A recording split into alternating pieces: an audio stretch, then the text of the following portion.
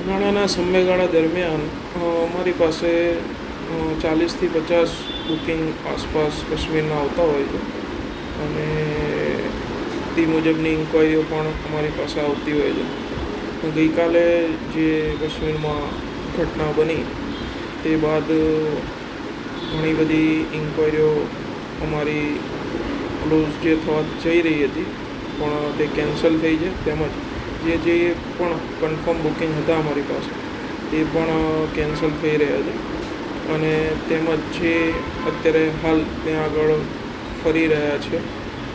જે પણ ટુરિસ્ટ અમારા દ્વારા ગયેલા તે લોકોએ પણ પોતાને પાછા આવવા માટે જે કંઈ રીતે જે પણ ફ્લાઇટ દ્વારા કે ટ્રેન દ્વારા કે ટેક્સી કે જે પણ વ્યવસ્થા થઈ શકે તે રીતે એ લોકો પાછા આવવા માગી રહ્યા છે. એટલે હોટલના બુકિંગ પણ કેન્સલ કરી રહ્યા છીએ અમે અત્યારે હાલ અને ફ્લાઇટને એની સગવડ પણ કરી રહ્યા છીએ કે જેથી કરીને ત્યાં રહેલા કાશ્મીરી ટુરિસ્ટ અહીંયા જલ્દીથી પોતાના ઘરે પરત આવી શકે.